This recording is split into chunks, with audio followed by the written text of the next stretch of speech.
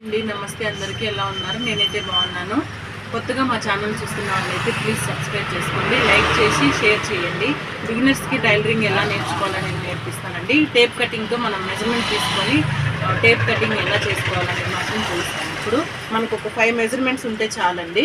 ఈ 5 మెజర్మెంట్స్తో మనము బ్లౌజ్ అనేది ఈజీగా కట్ చేసుకోవచ్చు. బ్యాక్ పార్ట్, ఫ్రంట్ పార్ట్, హ్యాండ్కి సపరేట్ మెజర్మెంట్ ఉంటుంది. చూడండి, ఇప్పుడైతే బాడీ లెంత్ అండి. ఇది బాడీ లెంత్ వచ్చి 12, ఇక్కడ మీకు 12, చెస్ట్ లూజ్ వచ్చి 28, వేస్ట్ లూజ్ వచ్చి 25, షోల్డర్ వచ్చి 14, ఆమ్ రౌండ్ వచ్చి 13 అండి. చూడండి, నేను ఇప్పుడు ఎలా పెడతాను, ఆమ్ రౌండ్ అంటే ఏంటి, చెస్ట్ లూజ్ అంటే ఏంటి అనేది నేను చెప్తాను మీకు. ఫస్ట్ బాడీ లెంత్ అండి. బాడీ లెంత్ వచ్చి 12 ఉంది. సో 12కి మార్క్ చేసుకుంటాము. ప్లస్ ½ ఇంచ్ ఎక్స్ట్రా అండి, ½ ఇంచ్ ఎక్స్ట్రా. ఇంకొకటి ఏమంటే ఇక్కడ కింద కూడా మనకి ½ ఇంచ్ ఆర్ 1 ఇంచ్ అనేది పెట్టుకోవచ్చు, అది మన ఇష్టము. ఎందుకంటే ఇది ఖర్చు కిందకి వెళ్ళిపోతుంది. మనకి కౌంటింగ్ అనేది ఇక్కడ నుంచి ఇక్కడ వరకు మాత్రమే వస్తుంది. ఇక్కడ కూడా షోల్డర్ దగ్గర ఖర్చు కోసమని ½ ఇంచ్ పెట్టుకోవాలి. షోల్డర్ అండి, షోల్డర్ వచ్చి 14 ఉంది కాబట్టి మనకి సగం చేసుకుంటే 7 అవుతుంది. 7లో 2 పాయింట్లు తీసేయాలండి. 2 పాయింట్లు మైనస్ చేస్తే 5 వస్తుంది. షోల్డర్ వచ్చి 5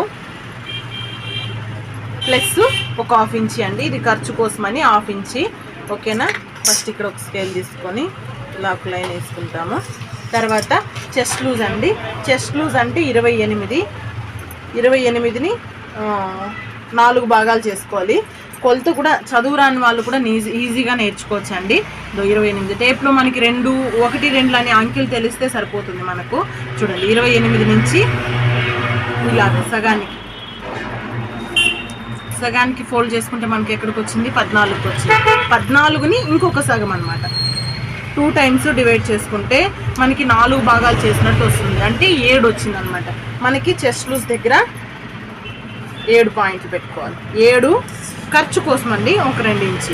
మనకి ఆమ్ రౌండ్ అనేది చెప్పుకున్నాం కదా, ఆమ్ రౌండ్ ఇక్కడ ఎంతైతే షోల్డర్కి ఎంతైతే లెంత్ ఇచ్చుకుంటామో, ఎంత కొలత ఇచ్చుకుంటామో, ఈ సంఖ లూజ్ కూడా మనం అంతే కొలతించుకోవాలి. ఇక్కడ 5.5 ఇచ్చాం కదండి, ఇక్కడ కూడా సేమ్ 5.5. అర్థమవుతుందా?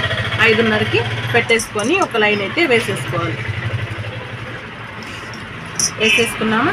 ఇక్కడ ఎంత ఇచ్చాం, చెస్ట్ లూజ్ 7 ఇచ్చాం, తర్వాత 2 ఇంచులు ఎక్స్ట్రా ఇచ్చాం. అదే కొలత సేమ్ ఇక్కడ మీరు పెట్టుకోవాలి.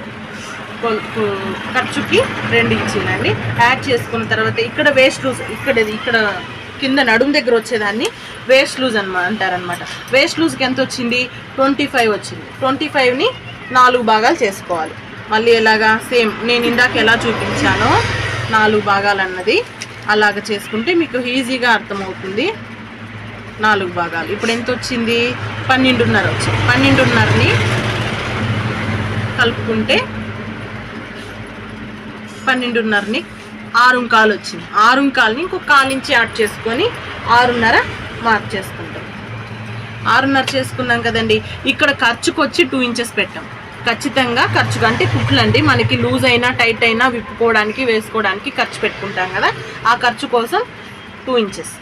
ప్లస్ మనము ఇక్కడ డాట్స్ అనేటివి పెట్టుకుంటామండి. ఇలాగా మన బాడీ మెజర్మెంట్కి తగ్గట్టు డాట్స్ అనేటివి పెట్టుకుంటాం. ఈ డాట్స్ కోసమని 1 ఇంచ్ యాడ్ చేసుకోవాలి. మొత్తం ఎంత అయిందండి, ఇక్కడ ఇప్పుడు 9 నుంచి ½ ఇంచ్ వదిలేసుకొనేసి, ఇది ఖర్చు కోసం అండి, ఇది మనము కౌంటింగ్లోకి తీసుకోకూడదు. ఇప్పుడు 9 ఇంచెస్ కదా, ఇక్కడ నుంచి ఇక్కడికి 9 ఇంచెస్కి ఒక మార్కింగ్ పెట్టుకొని ఇలా లైన్ స్ట్రైట్గా గీసుకొని ఇది రౌండ్ గీసుకోవచ్చు. లేకపోతే ఇంకా మీకు సింపుల్గా తెలియాలంటే ఇది సింపుల్ మెథడ్. ఇంకొంచెం అర్థం కావాలంటే నార్మల్గా ఎలా చేసుకుంటారంటే, ఇప్పుడు 12 ఉంది కదండి, 12 బాడీ లెంత్ వచ్చి 12 ఇంచులు తీసుకున్నాము. సో 9 ఇంచెస్ లెస్ చేస్తే మనకి ఎన్ని వస్తాయి, 1, 2, 3 ఇంచీలు వస్తుంది. 3 ఇంచీలు ఇలా కింద నుంచి ఇలా 3 ఇంచీలు కూడా మనం మార్క్ చేసుకోవచ్చు. చూసారా, కరెక్ట్గా వచ్చింది. ఇలా కూడా మనం మార్క్ చేసుకోవచ్చు. మార్క్ చేసుకున్న తర్వాత షోల్డర్ 5.5 ఇంచ్ ఇచ్చాం కదండి, 5.5 నుంచి 3 వరకు 3 ఇంచీలు. ఇది ఖర్చుకి ఆల్రెడీ ½ ఇంచ్ వెళ్ళిపోతుంది కాబట్టి ఇక్కడ 2.5 ఇంచ్ మాత్రమే ఉంటుంది. సో ఇలా 2.5 ఇంచ్ మాత్రమే ఉంటుంది. షోల్డర్ అనేది సరిపోతుంది మనకు. సో 3 ఇంచీలకి మార్క్ చేసుకుంటాం. ఇక్కడ కూడా సేమ్ 2.5 ఇంచ్ చేసుకోవచ్చు. కొంతమంది బ్రాడ్ ఎక్కువ వేసుకునేటుకుంటే 3 ఇంచీలు మార్క్ చేసుకోవచ్చు. కానీ మనకి 2.5 ఇంచునే కరెక్ట్గా సరిపోతుంది. లేకపోతే మీరు ఇలాగ స్ట్రైట్గా లైన్ తీసుకున్నా కరెక్ట్గానే వచ్చేస్తుంది. అర్థమవుతుంది? ఇలాగ స్ట్రైట్గా లైన్ తీసుకున్నా రెడీగా ఉంటుంది. నెక్స్ట్ ఆమ్ రౌండ్ అండి. ఆమ్ రౌండ్ అంటే ఇక్కడ వస్తుందన్నమాట. మనకి ఇక్కడ ఈవిడ 28 సైజే కాబట్టి 28 సైజుకి 1 ఇంచి మనం మార్క్ చేసుకొని ఆమ్ రౌండ్ అనేది రౌండ్ చేసుకున్నాము. ఆమ్ రౌండ్ అనేది మార్క్ చేసుకున్న తర్వాత ఇక్కడ ఎంత ఉంది, 13 ఉంది. 13 సగం చేస్తే 6.5 వస్తుంది. పైన నుంచి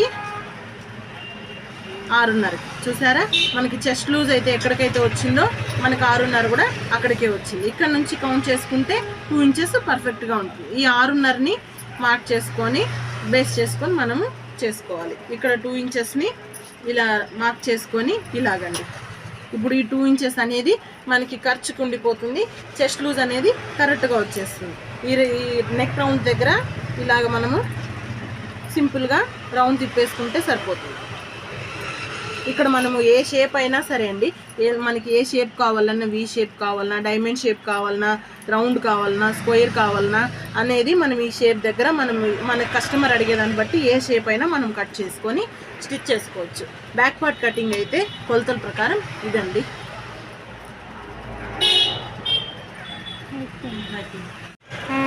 మనం మార్క్ చేసుకున్న విధంగా కట్ చేసేసుకోవాలి.